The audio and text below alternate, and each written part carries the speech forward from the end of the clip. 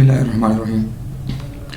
Today, the topic which we are going to discuss here is endoplasmic reticulum. My name is Mohammad Saqib Khan, and welcome to my YouTube channel, Search for Notes. So, first of all, here we will discuss introduction of the endoplasmic reticulum. Endoplasmic reticulum is the network of tubular structure which are interconnected with one another. यानी endoplasmic reticulum की 2 types हैं. ये एक network है tubular structures की, तो ये एक दूसरे के साथ कनेक्ट होते हैं. It is covered by a limiting membrane which is formed by proteins and bilayered lipids. इसके ऊपर एक मेम्ब्रेन इसके इर्द गिर्द बनी हुई होती है, यानी इसको एक मेम्ब्रेन ने कवर किया हुआ होता है जो प्रोटीन और लिपिड्स के बाई लेयर से बनी हुई होती है. The lumen of the endoplasmic reticulum contains a fluid medium called endoplasmic matrix. और जो ल्यूमन है, जो मिड एरिया है, इसमें एक फ्लूइड मौजूद होता है जिसको हम एंडोप्लाज्मिक मैट्रिक्स कहते हैं. The diameter of the lumen is about 400 to 700 angstrom. इसका जो डायमीटर है वो 400 से लेकर 700 एंगस्ट्रॉम है. The lumen, the area enclosed by the endoplasmic reticulum membrane, यानी वो एरिया जो एंडोप्लाज्मिक रेटिकुलम मेम्ब्रेन के अंदर है उसको हम कहते हैं lumen. An extensive network of membrane tubules, vesicles and flattened cisternae, यानी sac-like structure found throughout the eukaryotic cell. यानी इस मेम्ब्रेन के अंदर जितने भी ये पार्ट्स है इसको हम ल्यूमन कहते हैं.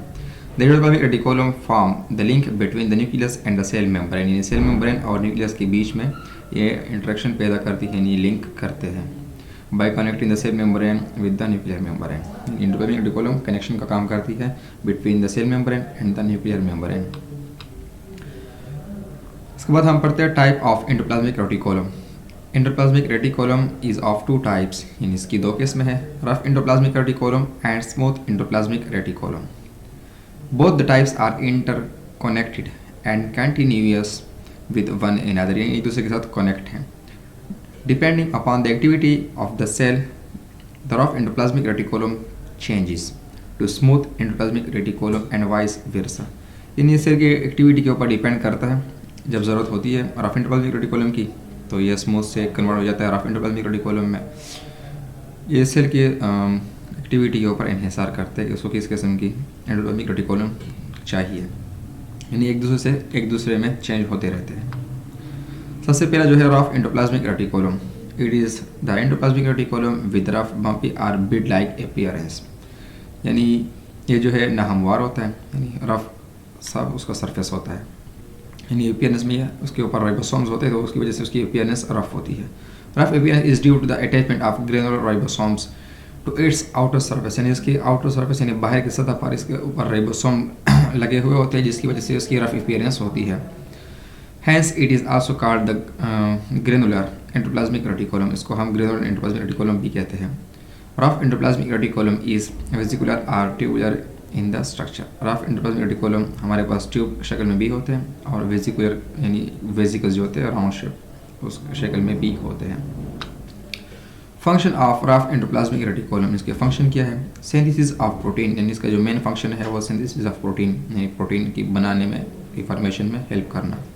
It is involved with the synthesis of mainly those protein which are secreted from the cell, यानी इसका जो मेन किरदार है वो प्रोटीन बनाने का है और वो प्रोटीन जो सेल से एक्सक्रीट होते हैं यानी सीक्रेट होते हैं, सेल से बाहर खारिज होते हैं, such as insulin from beta cell in pancreas, यानी बीटा सेल्स जो है पेंक्रियाज में वो, and antibodies from beta lymphocytes, और एंटीबॉडीज जो है बीटा लिम्फोसाइट्स से जो सीक्रेट होती है.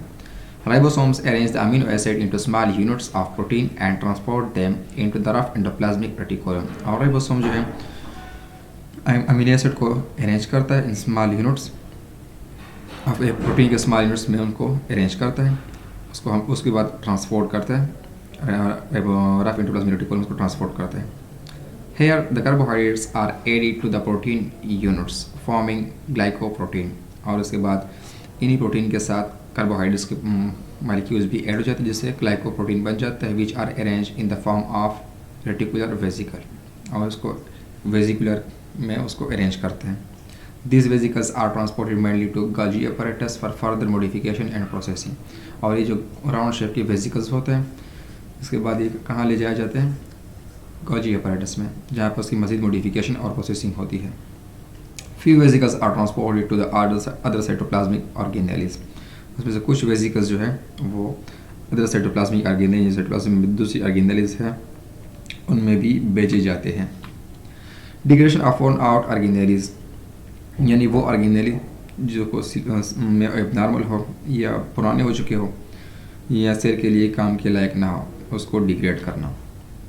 It plays an important role in the degradation of worn out cytoplasmic organelles like mitochondria. अगर हम माइटोकॉन्ड्रिया की एग्जांपल ले लें यहाँ पे, तो उसकी डिग्रेडेशन करता है।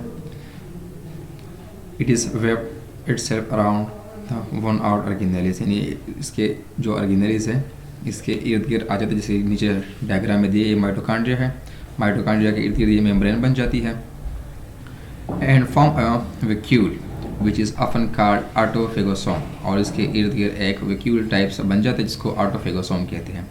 ऑटोफेगोसोम is digested by the lysosomal enzyme, उसके बाद लाइसोसोम का जो एंजाइम है लाइसोसोम वो अंदर सीक्रेट कर देता है, जो अंदर सीक्रेट हो जाता है, यानी ऑटोफेगोसोम फ्यूज़ विद द लाइसोसोम, यानी ये दोनों आपस में फ्यूज़ हो जाते हैं तो ऐसा एक स्ट्रक्चर बन जाता है, तो उसको कहते हैं ऑटोलाइसोसोम। और degradation and recycling of cellular component, इसके ऊपर ये इसके बाद ये माइटोकॉन्ड्रिया डिग्रेड हो जाता है और जिसके सेलुलर कंपोनेंट उसको रिसाइकल कर देते हैं, तो इस तरह ये डिग्रेडेशन करता है किसी भी ऑर्गेनेली का। Smooth endoplasmic reticulum, it is the endoplasmic reticulum with smooth appearance, ये भी एंडोप्लाज्मिक रेटिकुलम है लेकिन इसके ऊपर ग्रेन्यूल्स नहीं होते, यानी राइबोसोम्स नहीं लगे हुए होते, इसकी अपीयरेंस जो है वो स्मूथ होती है। It is also called agranular reticulum, यानी इसके ऊपर ग्रेन्यूल्स नहीं होते, इसको हम एग्रेन्युलर रेटिकुलम कहते हैं। It is formed by many interconnected tubules, यानी ये इंटरकनेक्टेड ट्यूब्यूल्स यानी आपस में कनेक्ट होते हैं, इस ट्यूब्यूल्स से बनी होती है। So it is also called tubular endoplasmic reticulum, इसको हम ट्यूबुलर एंडोप्लाज्मिक रेटिकुलम भी कहते हैं। उसमें सारे ट्यूब्स होते हैं, जिस तरह ये पार्ट है हमारे पास स्मूथ एंडोप्लाज्मिक रेटिकुलम है और ये रफ एंडोप्लाज्मिक रेटिकुलम है। ये बीच में जो है इसका न्यूक्लियस है और इसको जो सराउंड करता है ये न्यूक्लियर एनवेलप है, और ये जिसके ऊपर जो दानेदार चीज़ें लगी, जो डॉट्स लगे हुए हैं, ये हमारे पास राइबोसोम्स है। उसके बाद function of smooth endoplasmic reticulum, उसके फंक्शन क्या है?